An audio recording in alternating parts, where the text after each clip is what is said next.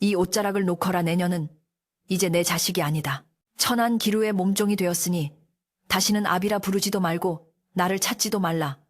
날카로운 고함 소리가 명월관의 육중한 대문을 뒤흔들었고 그 소리에 놀란 까마귀 떼가 붉게 물든 저녁 하늘로 날아올랐다.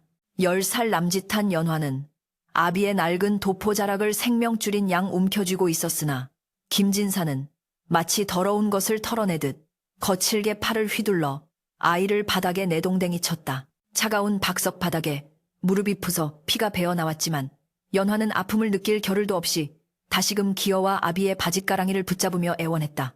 아버님, 제가 잘못했습니다. 밥을 더 적게 먹겠습니다. 아니, 아예 먹지 않아도 좋습니다. 제발 저를 두고 가지 마세요. 무섭습니다, 아버님. 아이의 처절한 울음소리가 기방의 담장을 넘어 골목 어귀까지 메아리 쳤으나 김진사의 표정은 천년 묵은 바위처럼 꿈쩍도 하지 않았다. 그의 눈빛은 서리빨보다 차가웠고 인매는 매정하게 굳어있어 세상 그 어떤 자비도 찾아볼 수 없는 냉혈한의 모습 그대로였다. 명월관의 행수기생인 매향은 곰방대를 입에 문 채 대청마루에 비스듬히 앉아 이 비극적인 이별을 무심한 눈으로 내려다보고 있었다. 화려한 비단 옷과 짙은 분, 냄새가 진동하는 이곳은 가난한 선비의 딸이 발을 들여서는 안 될 별천지였으나 운명은 잔혹하게도 어린 연화를 이곳으로 이끌었다. 김진사는 바닥에 엎드려 통곡하는 딸을 외면한 채 떨리는 손을 소매 속에 감추며 매향에게 시선을 돌렸다. 약조한 대로 아이를 넘겼으니 이제 나와 저 아이의 연은 끊어진 것이오. 내 다시는 이곳에 발걸음하지 않을 것이니 아이가 도망치지 못하도록 단단히 단속하시오. 그의 목소리는 건조하기 짝이 없었으나 자세히 듣지 않으면 알아채지 못할 만큼 미세하게 갈라지고 있었다. 매향은 길게 연기를 내뿜으며 천천히 고개를 끄덕였다. 걱정 마십시오, 진사 어른. 들어올 때는 마음대로 들어왔어도 나갈 때는 제 발로 못 나가는 곳이 여기 명월관입니다. 이 아이는 제가 알아서 훈육하여 쓸만한 제목으로 만들 테니 어른께서는 가던 길이나 가시지요. 김진사는 마지막으로 바닥에 쓰러져 있는 연화를 내려다보았다. 흙투성이가 된 얼굴로 자신을 올려다보는 딸의 눈망울에는 공포와 배신감이 뒤섞인 채 그렁그렁한 눈물이 맺혀 있었다. 그 눈동자에 비친 자신의 모습은 자식을 팔아넘긴 비정한 아비 그 이상도 이하도 아니었다. 가슴 깊은 곳에서 뜨거운 것이 울컥 치밀어 올랐으나 그는 어금니를 꽉 깨물어 그것을 삼켜버렸다. 지금 무너지면 모든 것이 수포로 돌아간다. 지금 독해지지 않으면 저 아이는 나와 함께 길바닥에서 얼어 죽거나 굶어 죽을 뿐이다. 김진사는 마음속으로 피눈물을 흘리며 겉으로는 더욱 표독스러운 표정을 지었다. 듣기 싫다. 그 울음소리가 내 귀를 더럽히는구나. 썩 들어가지 못할까. 그는 다시 한번 호통을 치며 뒤도 돌아보지 않고 육중한 대문을 향해 성큼성큼 걸음을 옮겼다. 아버님 연화가 맨발로 뛰쳐나가려 했으나 건장한 하인들이 아이의 작은 몸을 억세게 붙들었다. 쿵 하는 둔탁한 소리와 함께 대문이 닫히며 세상과 단절된 것 같은 정막이 찾아왔고 문 너머에서는 아이의 비명 같은 울음소리만이 희미하게 들려왔다. 대문이 닫히는 순간 김진사의 꼿꼿했던 어깨가 순식간에 무너져 내렸다. 그는 도망치듯 명월관 앞을 벗어나 인적이 드문 좁은 골목길로 접어들었다. 다리에 힘이 풀려 휘청거리면서도 그는 멈추지 않고 걸었다. 아이의 울음소리가 들리지 않는 곳까지, 자신의 비겁한 뒷모습이 보이지 않는 곳까지 가야만 했다. 10년 전 아내를 잃고 홀로 키워온 금쪽 같은 딸이었다. 가난에 찌들어 제대로 된 옷 한 벌 해주지 못하고 서당 개보다 못한 끼니를 먹이면서도 연화는 한 번도 투정 부린 적 없는 효녀였다. 그런 아이를 기생소굴에 밀어넣고 나오는 길이었다.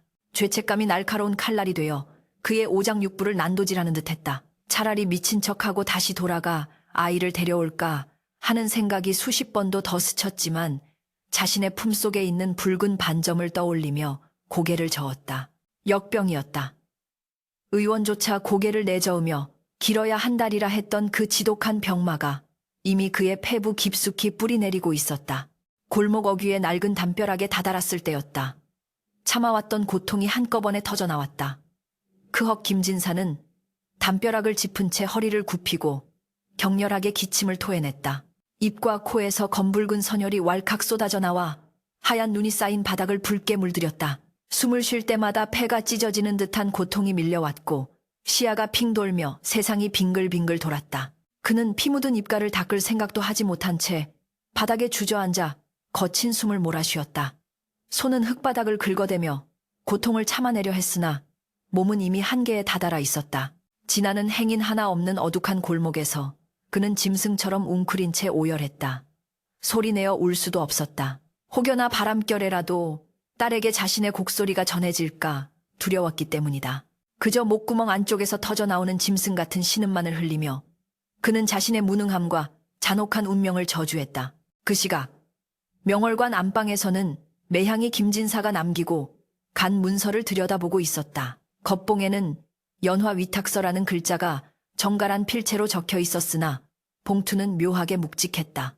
연화는 하인들에게 끌려가 헛간에 갇힌 채 목이 쉬도록 울고 있었고 기방의 다른 기생들은 혀를 차며 동정 어린 시선을 보내고 있었다.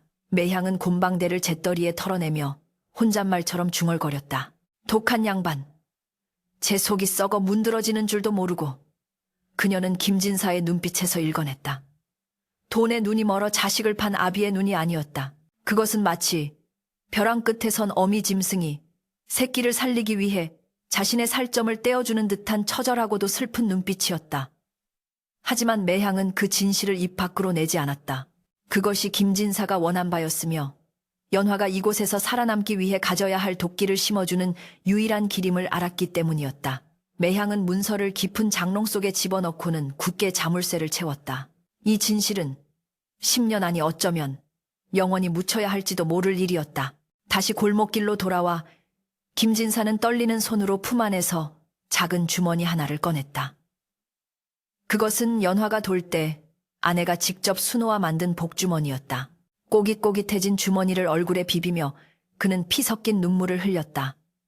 연화야, 내 불쌍한 아가. 부디 이 못난 아비를 원망하고 증오하거라. 그 증오를 힘으로 삼아 모진 세상을 버텨내거라. 그는 자신이 토해낸 핏자국을 흙으로 덮으며 비틀비틀 몸을 일으켰다. 이제 그가 갈 곳은 정해져 있었다.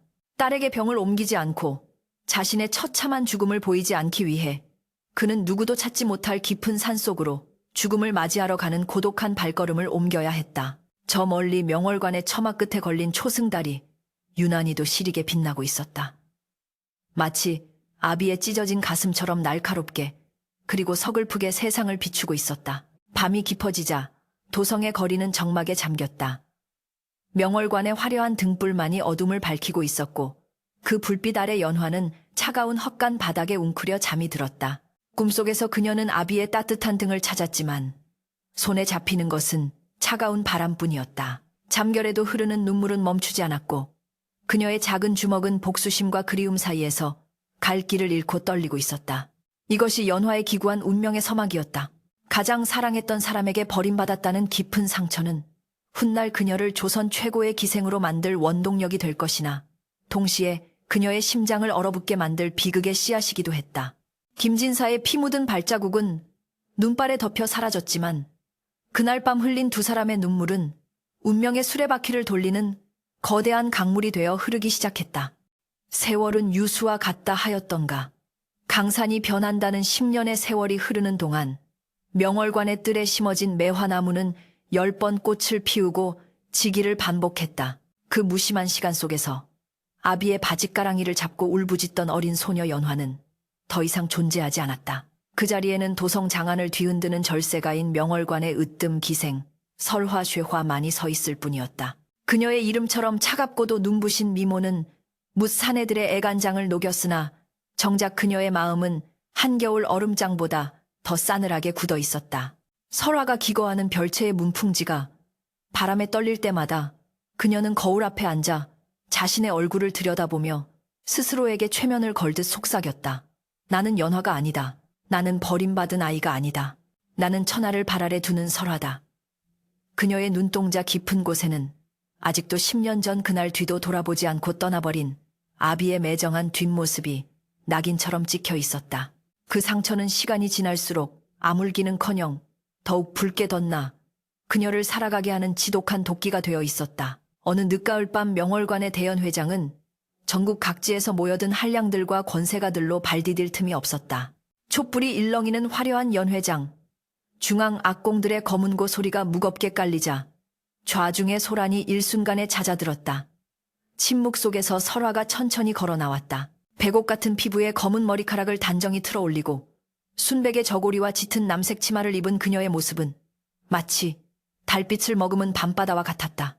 그녀가 부채를 펴들고 춤을 시작하자 사람들은 숨소리조차 내지 못하고 그 몸짓에 빨려 들어갔다. 그녀의 춤사위는 요염함과는 거리가 멀었다. 그것은 차라리 칼날 위를 걷는 듯 위태롭고 처연했으며 동시에 범접할 수 없는 고고한 기품이 서려 있었다.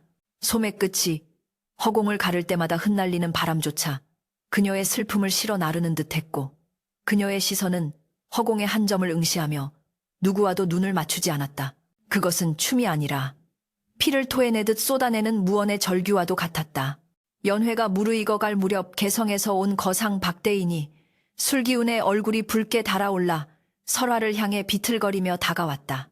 그는 돈으로 사지 못할 것이 없다고 믿는 오만한 자로 이미 명월관에 들어설 때부터 설화를 눈독들이고 있었다. 이복의 설화, 내 소문은 익히 들었네만 과연 천하일색이로고 오늘 밤 내 술잔을 받아준다면 이 금덩이를 자네 품에 안겨주겠네. 박대인은 품 안에서 주먹만한 금덩이를 꺼내 탁자 위에 쾅 하고 내려놓았다. 누런 황금의 빛이 촛불에 반사되어 번들거렸고 주변의 기생들과 손님들은 꿀꺽 침을 삼키며 그 광경을 지켜보았다. 그러나 설화의 표정에는 미동조차 없었다. 그녀는 마치 길가에 굴러다니는 돌멩이를 보듯 금덩이를 한번 곁눈질하고는 다시 박대인을 향해 싸늘한 미소를 지어 보였다. 그 미소는 아름다웠으나 보는 이의 등골을 서늘하게 만드는 기이한 살기를 품고 있었다. 대인 어른, 황금이 귀하다 한들 어찌 사람의 마음보다 귀하겠습니까? 제 춤과 노래는 흥을 돋우기 위함이지 재물과 맞바꾸기 위해 파는 물건이 아닙니다. 설화의 목소리는 맑고 청아했으나 그 안에 담긴 뜻은 비수처럼 날카로웠다. 박대인의 얼굴이 순식간에 일그러졌다. 감히 천한 기생 따위가 자신의 호의를, 그것도 황금을 거절했다는 사실을 받아들이기 힘든 모양이었다. 내년이 정녕 미친 게냐? 아니면 몸값이 부족하다는 게냐? 내 오늘 밤 너를 꺾지 않고서는 이 문지방을 넘지 않을 것이다. 박대인이 고래고래 고함을 지르며 설화의 손목을 낚아채려 했다. 그 순간 설화는 재빠르게 몸을 피하며 들고 있던 부채로 박대인의 손등을 탁 하고 쳐냈다. 예의를 갖추십시오. 이곳은 술과 풍류를 즐기는 곳이지 짐승처럼 욕망을 배설하는 곳이 아닙니다. 정이 저를 원하신다면 황금이 아니라 그에 걸맞은 품격을 먼저 갖추고 오시지요. 그녀의 당당한 태도의 좌중은 찬물을 끼얹은 듯 조용해졌고 박대인은 모욕감에 몸을 부들부들 떨면서도 감히 그녀를 다시 건드리지 못했다. 설화가 이토록 오만할 수 있는 이유는 단 하나, 그녀의 마음속에 자리 잡은 거대한 원망 때문이었다. 그녀는 밤마다 잠자리에 들기 전 10년 전 아버지가 자신을 팔아넘길 때 받았던 그 돈의 액수를 떠올렸다. 겨우 쌀 몇 가마니 값에 자식을 팔아넘긴 아버지. 그 헐값에 팔려온 자신이 이제는 천금을 줘도 살 수 없는 귀한 몸이 되었다는 사실을 아버지가 알게 하고 싶었다. 그녀가 유명해지면 유명해질수록 그 소문은 바람을 타고 조선 팔도로 퍼져나갈 것이고 언젠가는 그 비정한 아비의 귀에도 들어갈 것이라 믿었다. 보고 있느냐 김진사. 당신이 버린 딸이 이토록 대단한 여인이 되었다. 당신은 굶어 죽지 않으려고 나를 팔았지만 나는 이제 조선 최고의 사내들을 발 아래 두고 조롱한다. 뼈저리게 후회하게 만들어줄 것이다. 내 앞에 무릎 꿇고 용서를 빌게 만들 것이다. 설화의 마음속에는 복수심이라는 이름의 독초가 무성하게 자라나 다른 감정이 들어설 자리를 조금도 남겨두지 않고 있었다. 이 모든 광경을 대청마루 구석에서 지켜보고 있던 행수 기생 매향은 깊은 한숨을 내쉬었다. 그녀의 머리에도 어느덧 하얀 서리가 내려앉아 있었다. 매향은 설화가 얼마나 독하게 자신을 채찍질해 왔는지 누구보다 잘 알고 있었다. 다른 아이들이 고된 훈련에 지쳐 잠들 때에도 설화는 달빛 아래서 발가락이 뭉개지도록 춤을 추고 목에서 피가 나도록 소리를 했다. 그 지독한 노력의 원동력이 오로지 아비에 대한 증오라는 것을 알기에 매향의 마음은 늘 편치 않았다. 굼하고 불쌍한 것. 그 도끼가 너를 키웠으나 결국 너를 갉아먹을 것이거늘. 매향은 장롱 깊은 곳에 숨겨둔 칠기함을 떠올렸다. 진실을 말해주고 싶은 충동이 목구멍까지 차올랐지만 아직은 때가 아니었다. 김진사의 유언은 딸이 예인으로서 완전히 홀로 설 수 있을 때까지 비밀을 지켜달라는 것이었다. 지금 진실을 알게 된다면 증오로 버텨온 설아의 삶이 모래성처럼 무너져 내릴지도 모를 일이었다. 소란이 잦아들고 연회가 끝난 늦은 밤, 설화는 자신의 처소로 돌아와 화장을 지웠다. 거울 속에 비친 민낯의 여인은 화려한 기생 설화가 아닌 상처받은 소녀 연화의 얼굴을 하고 있었다. 그녀는 떨리는 손으로 서랍을 열어 낡은 비녀 하나를 꺼냈다. 어머니의 유품이자 집을 떠나올 때 몰래 챙겨온 유일한 물건이었다. 비녀를 쥐고 있는 손에 힘이 들어갔다. 아버님, 어찌 그리하셨습니까? 어찌 저를. 원망의 말을 뇌까리면서도 그녀의 눈에서는 하염없이 눈물이 흘러내렸다. 증오하면 할수록 사무치게 그리워지는 이 모순된 감정은 10년이 지나도 그녀를 괴롭히고 있었다.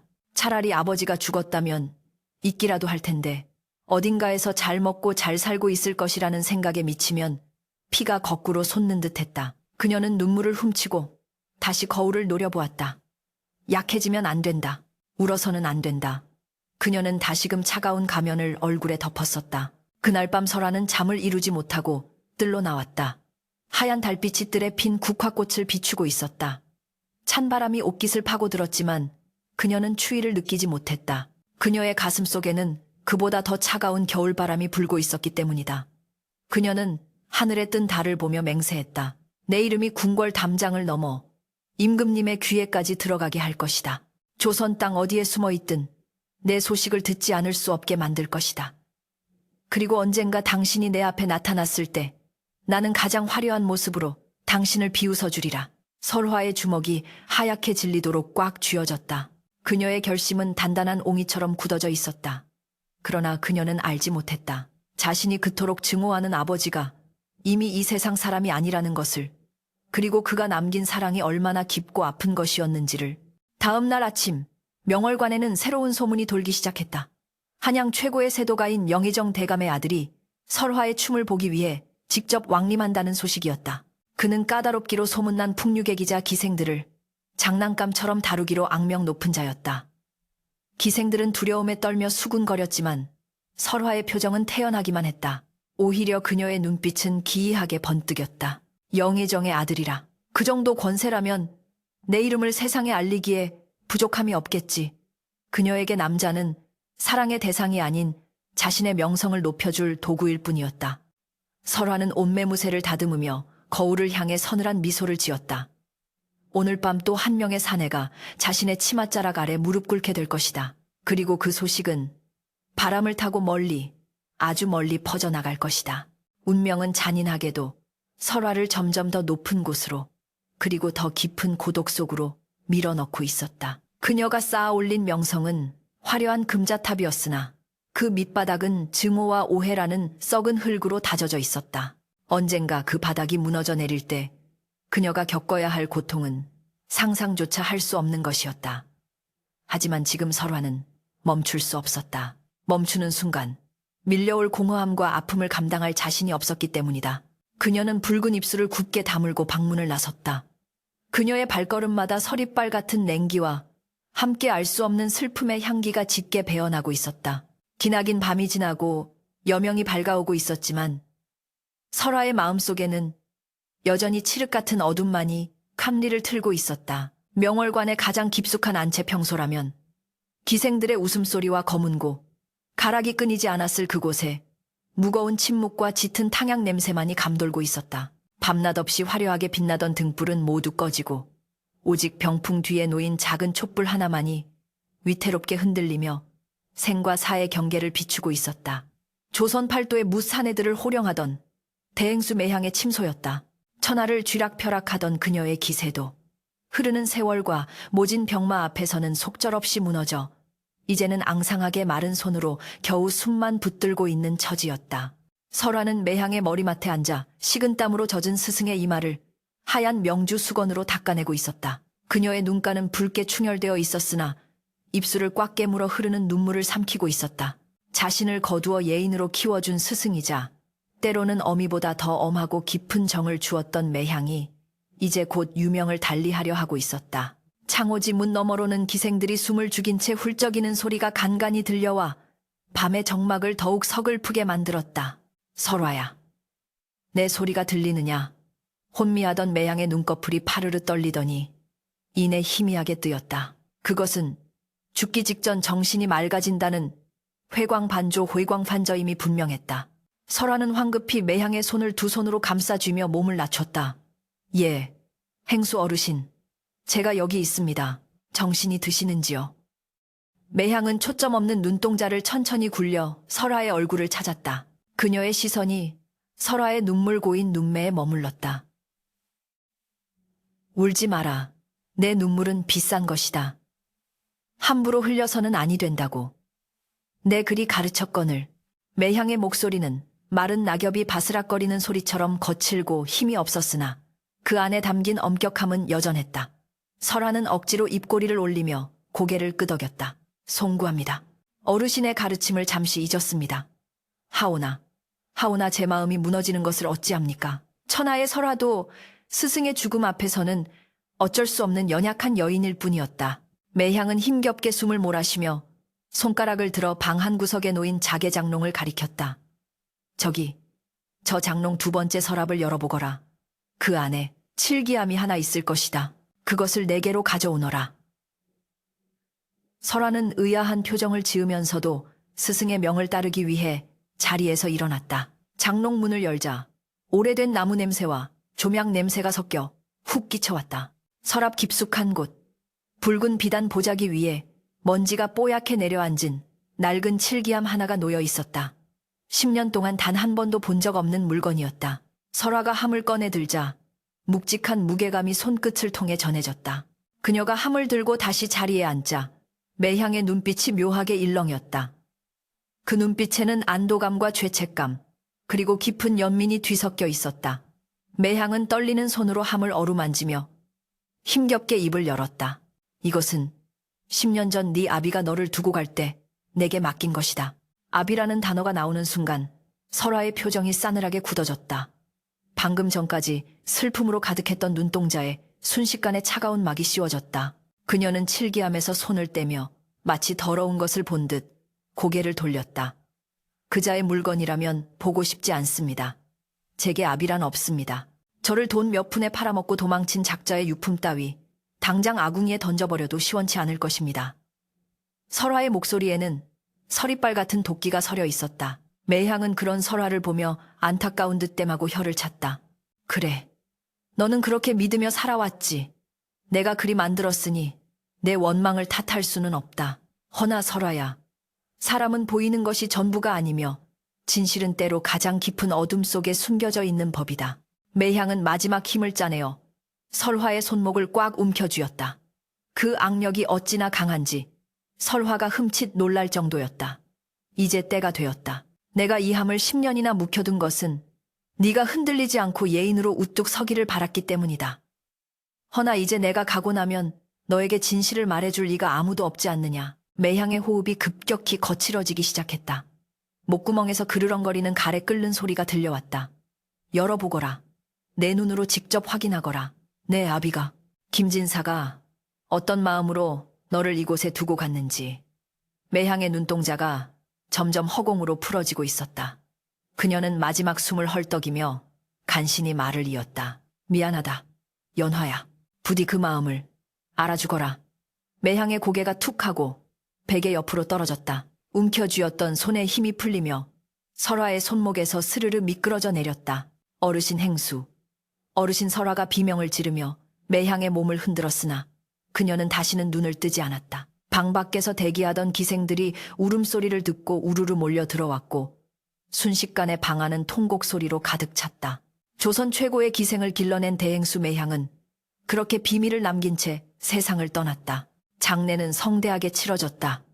도성에 내로라 하는 양반들과 풍류객들이 줄을 이어 조문했고 명월관 앞은 하얀 만장으로 뒤덮였다. 그러나 상주 노릇을 하며 빈소를 지키는 설화의 마음은 텅 빈 것처럼 공허했다. 그녀의 머릿속에는 온통 매향이 마지막으로 남긴 칠기함 생각뿐이었다. 아비가 남긴 물건, 나를 팔아넘긴 대가로 받은 돈을 넣어둔 함일까? 아니면 자신의 비겁한 변명이 적힌 편지라도 들어있는 것일까? 장례가 끝난 늦은 밤, 모든 조문객이 돌아가고 기방이 적막에 잠기자 설화는 자신의 처소로 돌아왔다. 책상 위에 덩그러니 놓인 칠기함이 달빛을 받아 검붉은 빛을 내뿜고 있었다. 그녀는 함 앞에 앉아 한참을 노려보았다. 열고 싶지 않았다. 여는 순간 지난 10년간 자신을 지탱해온 증오라는 성벽에 금이 갈까 두려웠다. 그러나 스승의 유언을 거역할 수도 차오르는 의구심을 억누를 수도 없었다. 좋다. 무엇이 들어있든 내 증오는 변하지 않을 것이다. 오히려 더 깊어질 뿐이다. 설화는 스스로에게 다짐하며 떨리는 손을 뻗었다. 칠기함의 자물쇠는 녹이 슬어 뻑뻑했으나 힘을 주자 탁 하는 파열음과 함께 열렸다. 뚜껑을 들어 올리자 묵은 먼지 냄새와 함께 알 수 없는 쇠 냄새가 희미하게 풍겨왔다. 함 안에는 금덩이도 은전도 없었다. 그저 누렇게 변색된 종이 뭉치, 하나와 붉은 실로 묶인 낡은 비단, 주머니가 들어있을 뿐이었다. 설화는 실망감과 의아함이 교차하는 표정으로 종이 뭉치를 집어들었다. 그것은 관아에서 쓰는 공문서 양식이었다. 매매 문서라는 글자를 예상하고 펼쳤으나 문서의 첫머리에는 전혀 다른 글자가 적혀 있었다. 위탁서 웨이터슈. 설화의 미간이 좁혀졌다. 위탁서라니. 노비 문서를 그리 부르는 것인가? 그녀는 등불 아래로 문서를 가져가 한자 한자 읽어 내려가기 시작했다. 나 김정호는 여식 김연화를 명월관 행수 매향에게 위탁하노라. 이는 딸을 기적에 올려 곡비를 벌게 함이 아니요 예인으로서의 기회를 익혀 스스로 살아갈 힘을 기르게 함이다. 설화의 눈동자가 흔들리기 시작했다. 문장은 계속 이어졌다. 이에 본인은 조상 대대로 물려받은 선산 3,000평과 현재 거주 중인 가옥 일체의 소유권을 명월관에 양도하니 이를 딸 연화의 양육비와 교육비로 충당해 주길 바란다. 딸이 성년이 되어 독립할 때까지 굶기지 않고 천한 일을 시키지 않으며 오직 기회를 익히는 데 전념할 수 있도록 보호해 줄 것을 간청한다. 종이를 쥔 설화의 손이 사시나무 떨듯 떨리기 시작했다. 이것은 딸을 판 문서가 아니었다. 아버지는 돈을 받고 딸을 넘긴 것이 아니라 오히려 자신의 전 재산을 바쳐 딸을 부탁한 것이었다. 그렇다면 왜 그런 모진 말로 나를 버렸단 말인가? 그녀는 혼란스러운 마음으로 문서의 뒷장을 넘겼다. 그곳에는 붓이 아닌 손가락을 깨물어 쓴 듯한 붉은 혈서가 적혀 있었다. 글씨는 빗돌배돌하고 곳곳에 핏방울이 번져 있었으나 아비의 필체가 분명했다. 연화야, 내 사랑하는 딸아, 이 아비가 너를 버리는 것이 아니다. 내 몸에 몹쓸 병마가 깃들어 더 이상 너를 돌볼 수 없구나. 의원 말로는 폐가 썩어 들어가 한 달을 넘기기 어렵다 하니 어린 내게 죽어가는 아비의 흉한 몰골을 보이고 싶지 않았다. 설화의 입에서 억눌린 신음이 터져나왔다. 심장이 누군가에게 움켜쥐어진 듯 옥죄어왔다. 글은 계속 이어졌다. 가진 것 없는 아비가 죽고 나면 너는 천의 고아가 되어 험한 세상에 내동댕이 쳐질 것이다. 양반의 딸이라 하나 오갈 데 없는 네가 겪을 수모를 생각하니 눈을 감을 수가 없었다. 차라리 기방에 의탁하여 재주를 익히면 적어도 굶어 죽거나 길거리에서 짓밟히지는 않을 것이라 여겼다. 나를 원망하거라. 나를 죽이고 싶도록 미워하거라. 그래야 네가 독해져서 이 모진 곳에서 살아남을 수 있을 테니. 종이 위로 뚝뚝 굵은 눈물 방울이 떨어져 핏자국 위로 번져나갔다. 10년 전 대문 밖으로 내쳐지던 날 보았던 아비의 차가운 눈빛, 그 뒤에 숨겨져 있던 피 끓는 고통이 활자가 되어 그녀의 가슴을 후벼 팠다. 설화는 칠기함 구석에 놓인 낡은 비단 주머니를 집어들었다. 묶인 끈을 풀자 그 안에서 나온 것은 말라 비틀어진 곶감 2개와 나무로 깎은 작은 인형이었다. 어린 시절 연화가 곶감을 먹고 싶다고 노래를 부르자 아버지가 장날에 사주겠다며 약속했던 그 곶감이었다. 그리고 나무 인형은 아버지가 밤마다 호롱불 아래서 칼로 깎아 만들어주던 장난감이었다. 그것들은 10년의 세월 동안 썩지도 않고 그대로 굳어 아비의 못다한 사랑을 웅변하고 있었다. 아버님. 설화는 책상에 엎드려 통곡했다. 그녀의 울음소리는 지난 10년간 쌓아 올린 원망의 탑이 무너져 내리는 소리였다. 그녀가 그토록 저주하고 증오했던 아버지는 돈에 눈이 먼 비정한 아비가 아니라 자신의 생명과 전 재산을 바쳐 딸의 앞날을 열어주고 홀로 쓸쓸히 죽음을 맞이한 세상에서 가장 어리석고도 위대한 아버지였던 것이다. 매향은 이 사실을 알고 있었기에 설화에게 그토록 모질게 대하면서도 밤마다 그녀의 이불을 덮어주며 한숨을 쉬었던 것이다. 설화가 도끼를 품고 최고의 자리에 오를 때까지 기다려준 것이다. 진실을 감당할 수 있을 때까지. 설화는 혈서를 가슴에 품고 바닥을 치며 울부짖었다. 제가 불효녀입니다. 아비의 속도 모르고 저주하고 원망하며 살아온 인연이 죽일 년입니다. 아버님 어디 계십니까? 제발 살아만 계셔 주십시오. 제가 잘못했습니다. 그녀의 처절한 외침이 명월관의 담장을 넘어 밤하늘로 흩어졌지만 돌아오는 것은 차가운 바람 소리뿐이었다. 10년 전 그 골목에서 피를 토하며 쓰러졌던 아비의 고통이 이제야 딸의 심장에 전해져 그녀를 갈기갈기 찢어놓고 있었다. 그 밤 설화는 한숨도 자지 못했다. 눈물은 말라버렸고 퉁퉁 부은 눈으로 그녀는 멍하니 허공을 응시했다. 창밖이 푸르스름하게 밝아오고 있었다. 그녀는 자리에서 일어났다. 비틀거리는 몸을 추스르며 거울 앞에 앉았다. 거울 속의 여인은 더 이상 도끼로 가득 찬 설화가 아니었다. 죄책감과 그리움으로 얼룩진 잃어버린 아버지를 찾아 헤매는 어린 연화의 얼굴이었다. 그녀는 결심한 듯 입술을 깨물었다. 찾아야 한다. 아버님의 유해라도 찾아야 한다. 그리고 빌어야 한다. 이 못난 딸을 용서해달라고. 설화는 흰 소복으로 갈아입었다. 화려한 비단옷도 값비싼 장신구도 모두 벗어던졌다. 이제 그녀에게 필요한 것은 오직 하나 아버지의 흔적을 찾는 일뿐이었다. 그녀가 방문을 열고 나가자 차가운 새벽 공기가 그녀의 뜨거운 뺨을 식혀주었다. 이것은 새로운 여정의 시작이자 10년간의 오해를 풀고 진정한 자신을 찾아가는 해원 재연의 첫걸음이었다. 동지 섣달의 매서운 칼바람이 도성의 골목을 휩쓸고 지나갔다. 명월관의 대문이 삐그덕 소리를 내며 열렸고 그 틈으로 하얀 소복을 입은 여인 하나가 걸어 나왔다. 화려한 가채 대신 댕기머리를 하고 비단신 대신 집신을 신은 그녀의 모습은 영락없는 상주 성주의 행색이었다.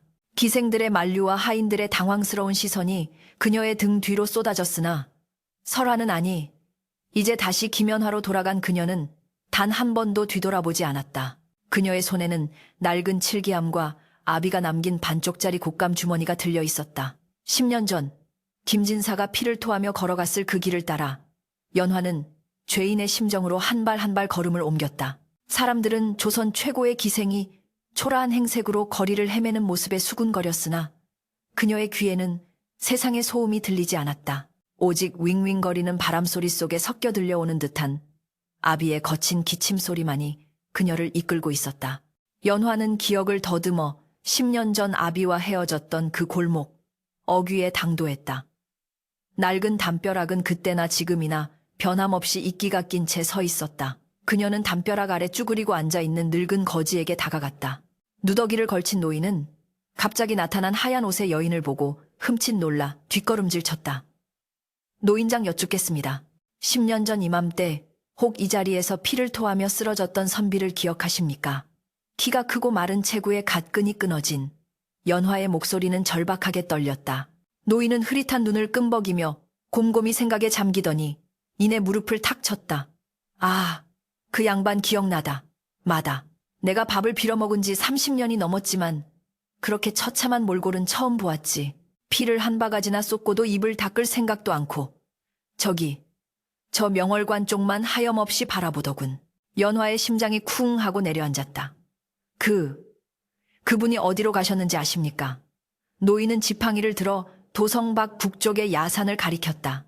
시신을 수습해줄 사람도 없다며 산짐승 밥이나 되러 가겠다 하더이다. 저기 보이는 북악산 너머 인적 끊긴 귀곡괴구으로 기어 들어가는 걸 내 눈으로 똑똑히 보았소. 그때는 역병이 돌던 때라 아무도 말리지 않았지. 귀곡. 이름만 들어도 으스스한 그곳은 무연고 시신들이 버려지거나 역병 환자들이 격리되어 죽음을 맞이하는 골짜기였다.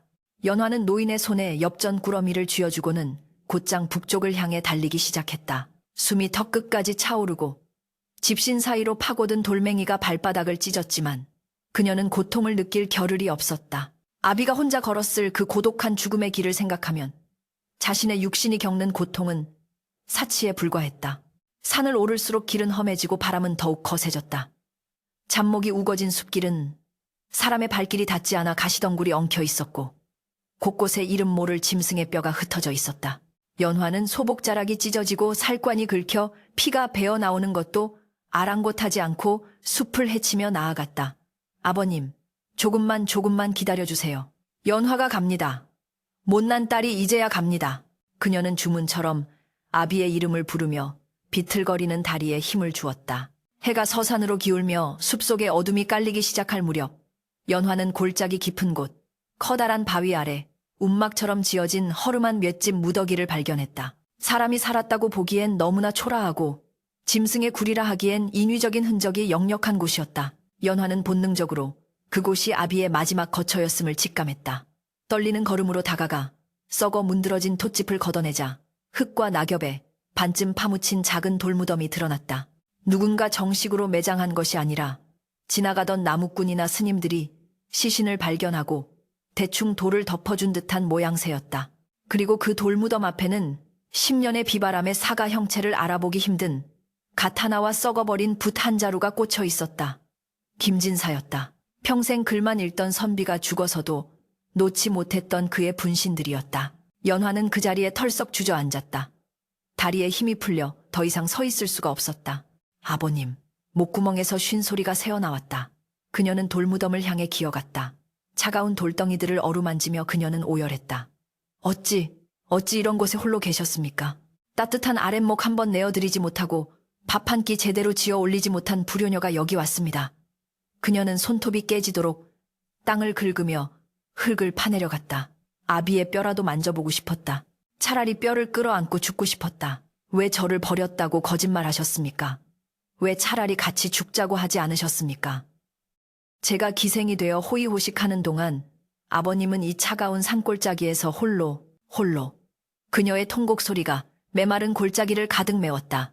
산짐승들도 슬픔에 겨운 울음소리에 숨을 죽인 듯 숲은 기이한 침묵 속으로 빠져들었다. 한참을 울다 탈진한 연화는 멍하니 돌무덤에 머리를 기대었다. 그때 돌무덤 틈새에 끼어있는 무언가가 눈에 들어왔다. 기름종이에 겹겹이 쌓여 돌 밑에 눌려있는 작은 꾸러미였다. 연화는 떨리는 손으로 그것을 꺼내 조심스럽게 펼쳤다. 기름종이 안에는 놀랍게도 10년 전 그녀가 아비에게 선물했던 조잡한 서책 갈피가 들어있었다. 꽃잎을 말려 만든 어린 연화의 서툰 솜씨가 묻어나는 물건이었다. 아비는 죽어가는 순간까지 딸이 준 이 보잘것없는 선물을 품에 안고 있었던 것이다. 그리고 종이 귀퉁이에는 떨리는 필치로 쓴 마지막 시 한 구절이 적혀 있었다. 눈 속에 핀 꽃, 쇠화이라 하여 차갑다 하지 말라. 그 뿌리는 아비의 뜨거운 피로 데웠으니 부디 춥지 않게, 부디 시들지 않게 피어나라. 연화는 시를 읽으며 다시금 무너져 내렸다. 자신이 기명으로 썼던 설화라는 이름, 그저 차갑고 도도한 꽃이라 여겼던 그 이름이 실은 아비가 죽어가며 딸의 앞날을 축복하며 지어준 기도였음을 깨달았다. 그녀가 기생설화로서 세상의 이름을 떨칠 때 아비는 저승에서조차 딸이 춥지 않기를 빌고 또 빌었던 것이다. 그녀의 가슴 속에 남아있던 마지막 한 조각의 원망마저 눈 녹듯 사라지고 그 자리에 감당할 수 없는 죄스러움과 사무치는 그리움이 파도처럼 밀려왔다. 아버님 들리십니까? 제가 왔습니다. 연화가 왔습니다. 이제 다시는 아버님을 혼자 두지 않겠습니다. 춥지 않게 해드리겠습니다. 연화는 입고 있던 소복 저고리를 벗어 돌무덤 위에 덮어주었다. 살을 내는 추위가 맨살을 파고들었지만 그녀는 아비의 무덤을 자신의 체온으로라도 데우고 싶었다. 그녀는 품에서 칠기함을 꺼내 무덤 앞에 놓고 가져온 술을 땅에 뿌렸다. 그리고는 바닥에 엎드려 큰 절을 올렸다. 한 번, 두 번, 세 번 이마가 땅에 묻어 피가 날 때까지 절을 멈추지 않았다. 그것은 단순한 제례가 아니었다. 지난 10년간 아비를 증오했던 자신의 어리석음에 대한 참회이자 늦게나마 아비의 깊은 사랑을 깨달은 딸의 피 맺힌 사죄였다. 밤이 깊어 숲은 칠흑 같은 어둠에 잠겼다. 부엉이 우는 소리가 멀리서 들려오고 나뭇가지들이 바람에 흔들리며 기괴한 그림자를 만들어냈다. 그러나 연화는 두려워하지 않았다. 이곳에는 그녀를 세상 그 누구보다 사랑했던 아비의 영혼이 함께하고 있었다. 그녀는 무덤가에 앉아 밤을 지새웠다. 어린 시절 아비의 무릎을 베고 누워 옛날 이야기를 듣던 그때처럼 그녀는 돌무덤에 볼을 비비며 도란도란 이야기를 건넸다. 아버님, 제가 명월관에서 춤을 출 때 말이에요. 사람들이 모두 저를 보며 선녀가 강림했다고 했답니다. 하지만 저는 알아요. 제 춤이 아름다웠던 건 아버님이 저를 위해 희생하신 그 마음이 제 춤사 위에 깃들었기 때문이라는 걸요. 새벽녘 동쪽 하늘이 붉게 물들기 시작할 무렵 연화는 자리에서 일어났다. 그녀의 눈빛은 달라져 있었다. 더 이상 슬픔에 잠식된 유약한 여인의 눈이 아니었다. 도끼와 증오로 번들거렸던 눈빛도 사라지고 없었다. 대신 그 자리에는 깊고 고요한 호수처럼 맑고 단단한 결의가 차 있었다. 그녀는 아비의 무덤을 향해 마지막으로 깊이 허리를 숙였다. 아버님, 이제 울지 않겠습니다. 아버님이 목숨 바쳐 지켜주신 제 삶, 헛되이 쓰지 않겠습니다. 기생설화가 아닌 김진사의 딸 김연화로서, 그리고 진정한 예인으로서 세상을 향해 나아가겠습니다. 지켜봐 주십시오. 연화는 산을 내려가기 시작했다. 그녀의 발걸음은 올 때와 달리 가볍고 힘찼다. 내려가는 길 그녀의 머릿속에는 이미 새로운 계획이 그려지고 있었다. 아버지가 남긴 유산, 그리고 자신이 모은 재물, 이것들을 어떻게 써야 할지 명확해졌다. 자신처럼 가난 때문에, 혹은 부모를 잃어 어쩔 수 없이 기방으로 흘러들어오는 아이들, 그 아이들이 몸을 파는 천기가 아닌 재주를 파는 예인으로 당당히 설 수 있도록 돕는 것, 그것이 아비의 뜻을 잇는 길이며 자신의 죗값을 갚는 길임을 그녀는 깨달았다. 산 아래 도성이 아침 햇살을 받아 황금빛으로 빛나고 있었다. 그 빛 속으로 걸어 들어가는 연화의 뒷모습은 마치 고치에서 막 깨어난 나비처럼 눈부시고 아름다웠다. 이제 그녀의 춤은 원망의 몸짓이 아닌 세상의 모든 아픔을 위로하는 해원 재연의 춤이 될 터였다. 매서운 추위가 물러가고 얼어붙었던 대지에 다시금 따스한 봄 기운이 감돌기 시작했다. 북악산 골짜기에 눈도 녹아내려 맑은 계곡물이 되어 흘렀고, 명월관의 뜰에는 연분홍 매화가 흐드러지게 피어나 짙은 향기를 뿜어내고 있었다. 그 향기는 예전과 다를 바 없었으나 명월관을 감싸고 있는 공기는 확연히 달라져 있었다. 과거 이곳은 술과 웃음을 팔며 밤새 흥청거리는 욕망의 공간이었으나 이제는 담장 너머로 낭낭한 글 읽는 소리와 정갈한 가야금 선율이 흘러나오는 배움의 터전으로 변모해 있었다. 대문 앞에는 이화예원 리화예웬이라는 새로운 현판이 걸려 있었다. 이는 기생설화의 이름을 벗어던지고 예인 김연화로서 새 삶을 시작한 그녀가 세운 뜻깊은 결실이었다. 연화는 아버지가 남긴 선산과 집터를 처분하고 자신이 그동안 모은 재물을 모두 털어 이곳을 사들였다. 그리고 오갈 데 없는 고아들과 가난 때문에 기방으로 팔려올 위기에 처한 아이들을 거두어 몸이 아닌 재주를 익혀 스스로 설 수 있도록 가르치기 시작한 것이다. 이화예원의 대청마루 연화는 단아한 옥색 치마 저고리 차림으로 어린 소녀들 앞에 앉아 있었다. 그녀의 무릎 위에는 낡은 검은고가 놓여 있었는데 아이들은 호기심 어린 눈망울로 스승의 손끝을 주시했다. 소리에는 마음이 담겨야 한다. 손끝으로 줄을 튕기는 것이 아니라 심장으로 울림을 전하는 것이다. 너희가 겪은 슬픔, 기쁨, 그리고 그리움까지 모두 이 줄에 실어보내거라. 그래야 듣는 이의 마음을 움직일 수 있는 참된 예인이 되는 것이다. 연화의 목소리는 봄바람처럼 부드러우면서도 깊은 산속의 옹달샘처럼 맑고 깊은 울림이 있었다. 한 소녀가 고사리 같은 손으로 서툴게 줄을 뜯다. 그만 팅 하는 소리와 함께 줄을 끊어 먹었다. 소녀는 화들짝 놀라 어깨를 움츠리며 울상을 지었다. 예전의 명월관이었다면 매서운 회초리가 날아들었을 상황이었다. 그러나 연화는 온화한 미소를 지으며 소녀에게 다가갔다. 괜찮다. 줄은 다시 매면 그만이다. 허나 놀란 내 마음은 쉬이 가라앉지 않을 테지. 연화는 소녀의 머리를 쓰다듬으며 끊어진 줄을 능숙하게 이어주었다. 두려워하지 마라. 실수는 배움의 과정일 뿐이다. 나 또한 수없이 줄을 끊고 손가락에 피가 나도록 헤매던 시절이 있었단다. 소녀의 눈가가 촉촉해졌다.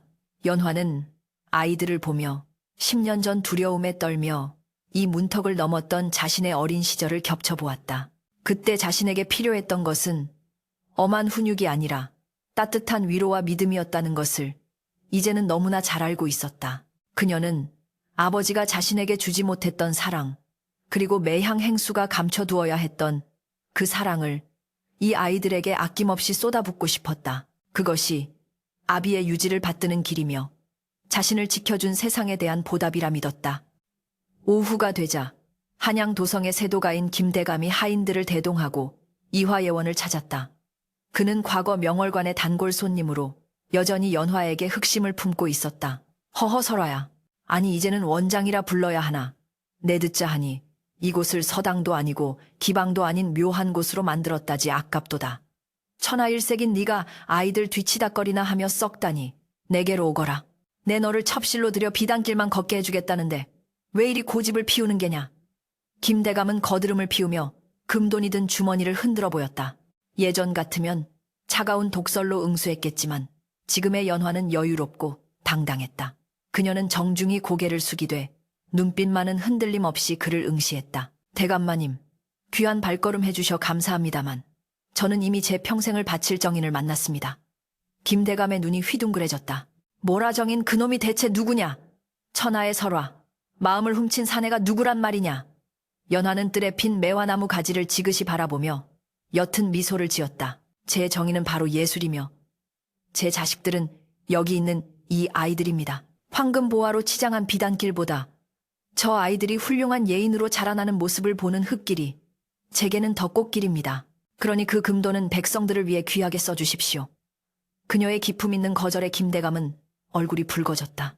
그는 헛기침을 몇 번 하더니 연화에 범접할 수 없는 아우라에 압도되어 슬그머니 돈주머니를 집어넣고 물러갔다.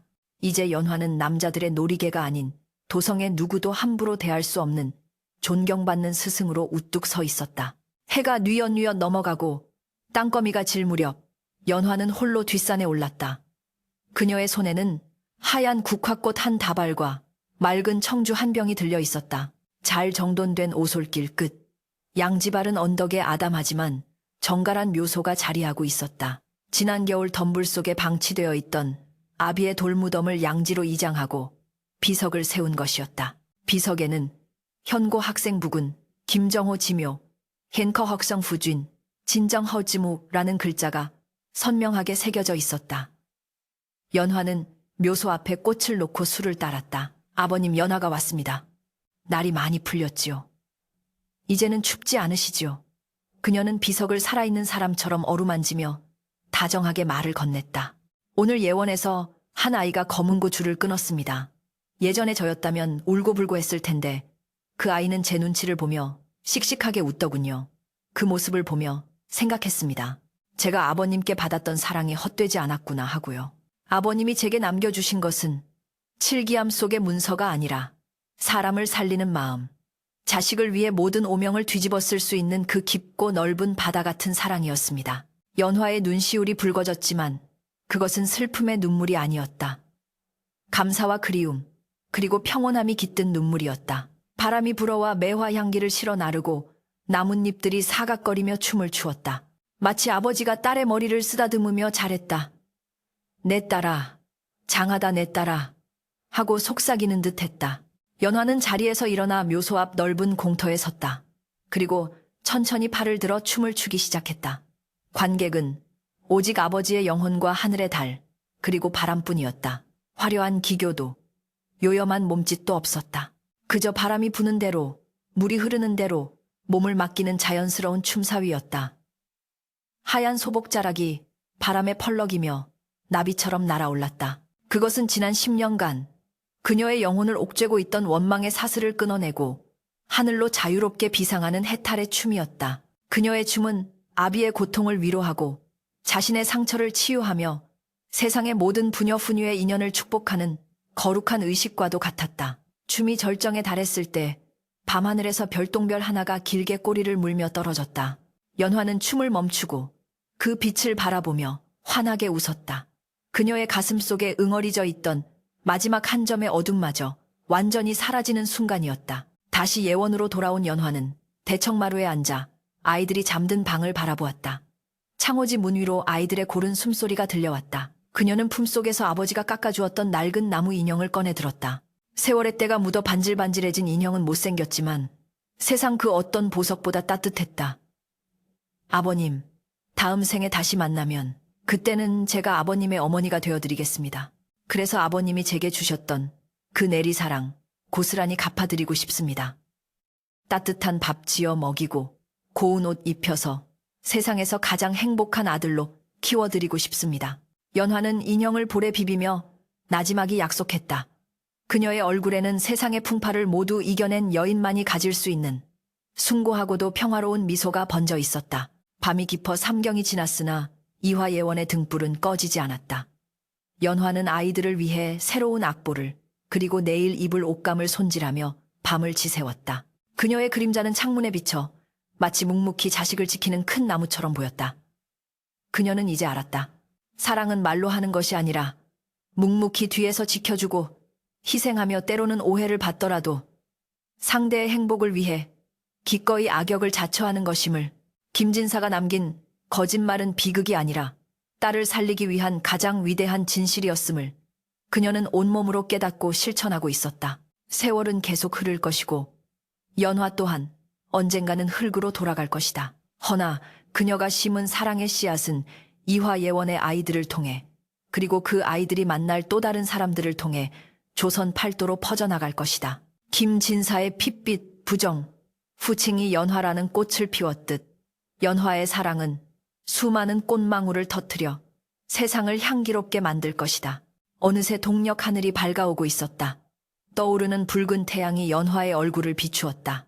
그녀는 붓을 내려놓고 기지개를 켰다. 창문을 열자 상쾌한 아침 공기가 방 안 가득 밀려 들어왔다. 뜰에 핀 매화 꽃잎 하나가 바람을 타고 날아와 그녀의 책상 위에 살포시 내려앉았다.